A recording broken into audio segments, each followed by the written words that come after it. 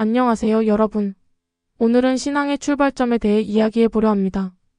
주인공은 바로 존 웨슬리입니다. 그의 신앙 여정과 모라비아 교도들과의 만남을 통해 우리가 배울 수 있는 것들이 많습니다. 그럼 시작해 볼까요? 웨슬리는 대서양을 건너는 중 폭풍우 속에서 두려움에 떨고 있었습니다. 그때 그의 눈에 띈 것은 모라비아 교도들이었습니다. 그들은 죽음의 위기 속에서도 찬송을 부르고 기도하며 평온함을 유지하고 있었죠. 웨슬리는 그들에게 물었습니다. 죽음이 두렵지 않습니까? 그들은 두렵기는요. 오히려 하나님께 감사했습니다. 라고 답했습니다. 이 대답은 웨슬리에게 큰 충격이었습니다. 그는 그들의 믿음이 자신과 얼마나 다른지를 깨달았습니다. 이후 웨슬리는 스판겐베르크와의 대화에서 두 가지 중요한 질문을 받게 됩니다. 당신은 당신 안에 증거를 갖고 있습니까? 그리고 하나님의 성령이 당신이 하나님의 자녀임을 증거하고 있습니까? 웨슬리는 이 질문에 제대로 답하지 못했습니다. 그는 예수 그리스도를 알고는 있었지만 그분이 자신을 구원하셨다는 확신은 없었습니다. 스판겐베르크는 다시 질문했습니다. 당신은 예수 그리스도를 아십니까? 웨슬리는 그분이 이 세상의 구주이심을 압니다.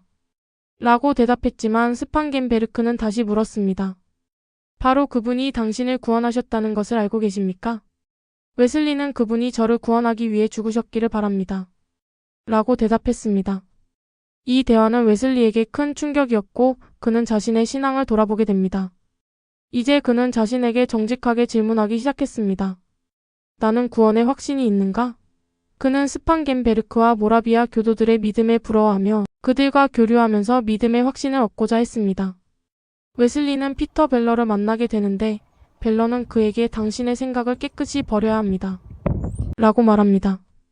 웨슬리는 이 말을 이해하지 못했지만 벨러와의 대화를 통해 구원에 이르는 믿음에 대한 이해가 부족하다는 것을 깨닫게 됩니다.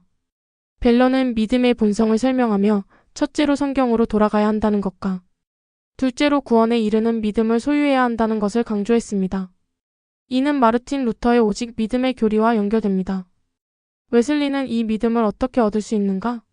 라고 물었고 벨러는 회개하고 그 믿음을 얻기를 구하라고 답했습니다. 벨러는 구원이 하나님께서 값없이 주시는 선물임을 강조했습니다. 그리고 구원을 얻기 전에도 믿음에 대해 설교하라고 권유했습니다. 이는 웨슬리에게 큰 힘이 되었고 그는 믿음에 대한 설교를 시작하게 됩니다. 웨슬리는 1738년 5월 24일 올더스게이트 거리에서 한 신도회의 모임에 참석하게 됩니다. 그곳에서 한 사람이 로마서를 읽고 있었습니다. 웨슬리는 그 순간 자신의 마음이 주님의 보혈을 인해 죄사함을 경험하게 됩니다. 그는 나는 내가 그리스도를 신뢰하고 있으며 구원을 위해 그리스도만을 믿고 있음과 내 죄를 다 거두어 가시고 나를 구원하셨다는 확신을 얻었습니다. 이 경험은 그의 인생을 완전히 변화시켰습니다. 이제 그는 자신이 하나님을 아는가에 대한 질문에 대해 명확한 답을 할 수 있게 되었습니다. 오늘 우리는 존 웨슬리의 신앙 여정을 통해 신앙의 확신과 구원의 이해가 얼마나 중요한지를 배웠습니다. 여러분도 자신에게 질문해 보세요. 나는 하나님을 아는가? 그분을 만났는가? 신앙의 여정은 각자 다르지만 하나님과의 관계를 통해 구원의 확신을 얻는 것이 중요합니다.